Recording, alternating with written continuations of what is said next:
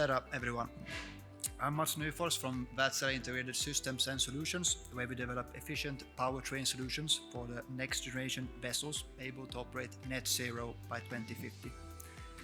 They will focus on decarbonization, and we will focus here on the energy efficiency and the adoption of sustainable fuels. Short about on the agenda for today. We'll focus on decarbonization and brief shortly on the challenging regulatory environment. Then we'll look at the sustainable fuels roadmap for 2050 and development of engine technology.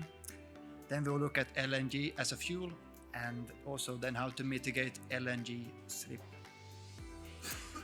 Then we will look at the changing market need, so-called market speed of the vessels, and how this has then the impact on the propulsion power and then also the fuel consumption.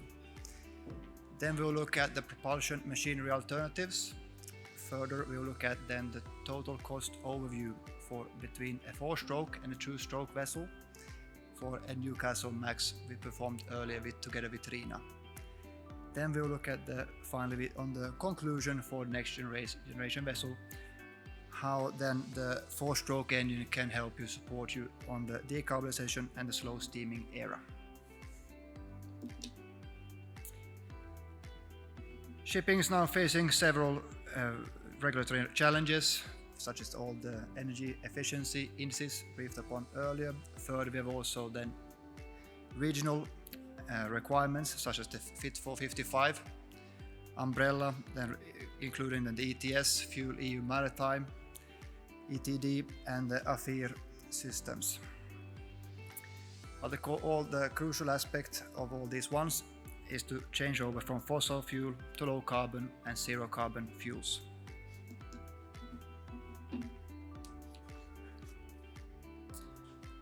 First, we'll look at the roadmap for the marine fuels, which we've now published a new report in March, the so-called Sustainable Fuels for Shipping 2050, the 3 key elements of success. Here, of course, the level of sustainability of the fuel will depend on how they are produced. We have different color spectrum of the brown, grey, blue and green fuels. In our roadmap, we'll see that LNG is well placed as a transition fossil fuel, followed by the biofuels in the 2030s. Blue fuels, such as blue ammonia, will then act as bridging fuels. Green synthetic fuels will then become available at scale as the gold standard in the late 2030s and late 40s.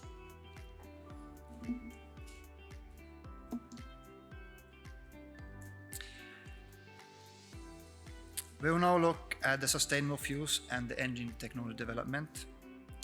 As we briefed on earlier, LNG is the cleanest of all fossil fuels and is then well versed as a transition fuel. Methanol is a low carbon fuel, where we delivered the first methanol engine in 2023. And we are also continuing to increasing the methanol offering for the whole engine portfolio. Ammonia is a zero carbon fuel, where we introduced the first engine alternative, the V25, last year. As well for hydrogen, this is also a zero carbon fuel, and where our engines are already able to use mixtures of hydrogen and LNG, and our future efforts will be then to reaching 100% hydrogen fuel. Let's now look at engine portfolio that can deliver power from this fuel. As Wärtsilä, we're the market leader in 4-stroke medium-speed engines, and we have also the broadest fuel offerings. Further, as we see as electrification will continue to increase, we are also the leader in hybrid installations.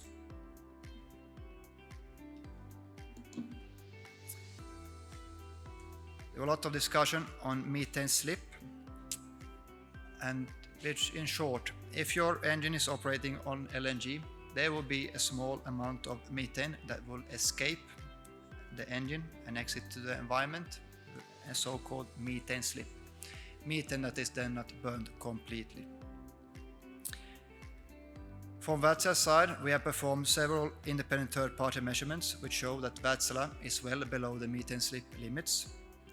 Further, we are also introducing new upgrades, so-called EnviroPacks, where we can then reach ultra-low methane slip emissions.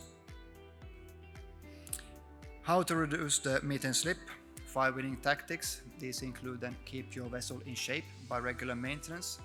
Secondly, operate your vessels at the optimum load for better fuel efficiency. Third, reduce power needed for propulsion. We will go through that one in the example for Newcastle Max, where we managed to decrease the total needed power by 20%. Fourth, optimize your engines with upgrades such as the EnviroPack mentioned earlier. Plan flexibility for your new build. Choose a multi-fuel engine that is then able to operate on future fuels, and it can also then have the option to introduce further fuel technologies.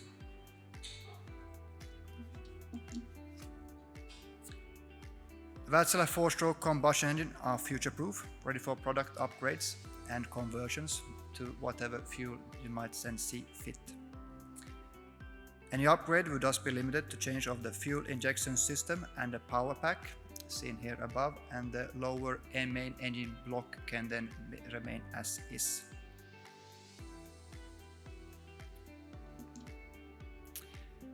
We'll now look at how does the market look like for the coming vessels. And look here, the best way to look at that thing is to look at the changes in the vessel speed and the impact on power demand.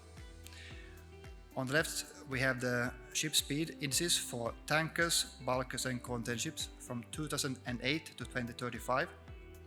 As you can see here, the average ship speed have reduced by 20% from 2008 till today.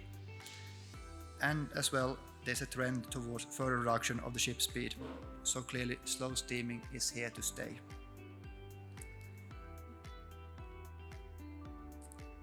However, what is the consequence of all this slow steaming? Today's average speeds result in engine loads well below 50% MCR, thus resulting in poor efficiency and then high fuel consumption.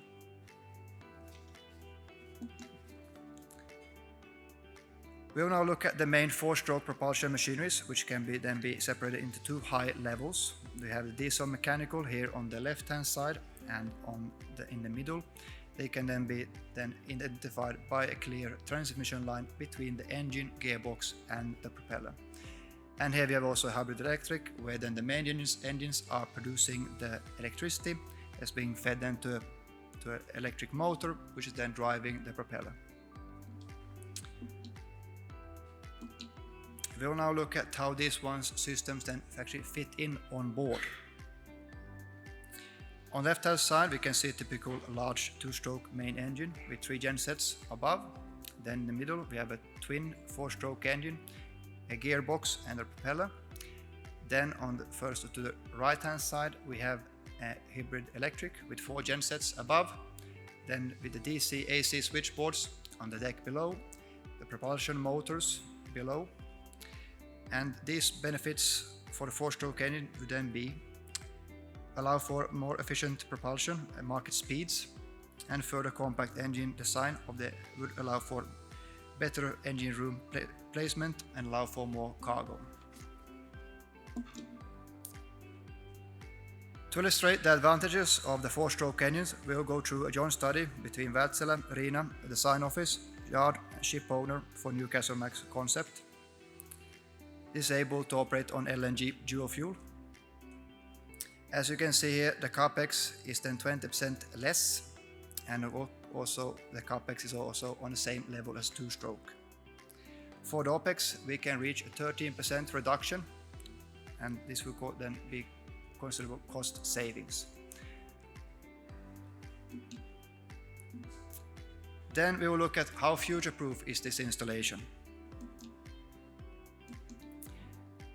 With this installation, we can then run on LNG until 2037 without any further modifications.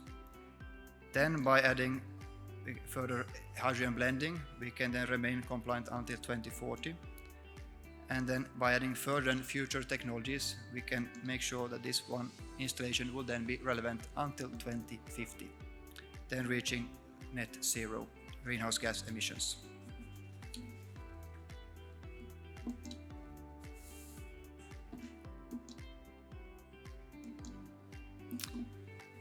To conclude, for the next generation vessels, which require high flexibility and smart engine management, be critical. We see that the changes in shipping is nothing new. We saw here more than 100 years ago when we moved over from coal to diesel engines. This is something that it's always been part of the shipping, and it was before this as well, even the movement to low sulfur fuels. So this is really exciting journey now that we are going to be able to shape the future of shipping. As mentioned earlier, we will now wrap up with the key advantages of the 4-stroke engine in the decarbonization and the slow steaming era. It offers great fuel flexibility to operate on sustainable fuels. Then you can hedge the risk against fast-changing legislation, global disruptions, and fuel availability. It offers great fuel efficiency. Further, it's a future-proof installation, offering then the possibility to add new future energy sources such as fuel cells, solar panels. So, as industry leaders, you have now the single option: act now and shape the future of sustainable fuels, or delay and be shaped by it. Future-proofing your next new build is possible by using the technologies of today. Thank you all.